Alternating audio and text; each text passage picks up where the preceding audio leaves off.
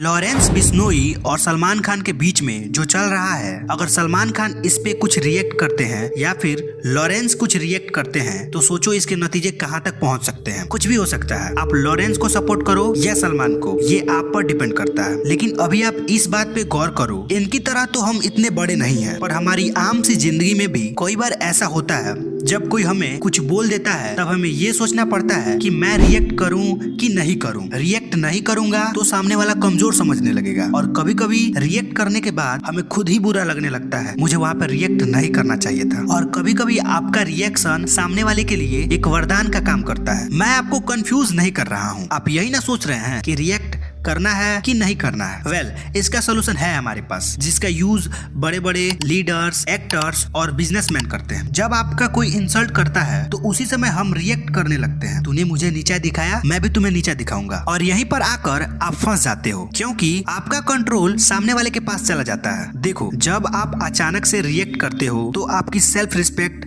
आप खुद गिरा देते हो, और कभी कभी रिएक्ट ना करना आपकी सहन शक्ति और हाई सेल्फ कॉन्फिडेंस को दिखाता है। जो तुम्हारे साथ होता है वो उतना इम्पोर्टेंट नहीं है, तुम उस पर कैसा रिएक्ट करते हो ये मैटर करता है। जब हमारे साथ कुछ होता है तब हम खुद को यही बोलते हैं, अगर मैंने रिएक्ट नहीं किया तो सामने वाला कमजोर समझने लगेगा। और यही काम बिग बॉस में कुछ लोग करते हैं। देखो, जो थोड़ा मेंटली वीक होता है वो हर छोटी छोटी बात पर रिएक्ट करता है और सामने वाला जानबूझकर उसको उस्काता है, और कई लोगों का रिएक्शन उनका कैरियर तक खा जाता है। यहाँ ये समझना है कि आपका इमोशनल कंट्रोल आपके हाथ में है कि नहीं है, क्योंकि आपके इमोशन से दूसरे लोग खेलते हैं तो वो उनकी पावर है और आपकी कमजोरी। हमें रिएक्ट नहीं, रिस्पॉन्ड करना है। इस मूवी में देखो, इस आदमी को इतना टॉर्चर किया जाता है, अपने पावर का गलत यूज किया जाता है, लेकिन ये आदमी रिएक्ट नहीं करता है, बल्कि बहुत मेहनत करके एसीपी बन के आता है। इसे कहते हैं रिस्पॉन्ड करना। तो अब आप समझ ही गए होंगे कि रिएक्ट और रिस्पॉन्ड किसे कहते हैं। अब छिछोरे मूवी की इस सीन को देखो, सामने वाले टीम इस टीम को कैसे टॉन्ट मार के चिढ़ा के हरा देती है, क्योंकि जब ये टीम टॉन्ट मारती तब ये टीम अपना मेंटल कंट्रोल खो देती, जिसके चलते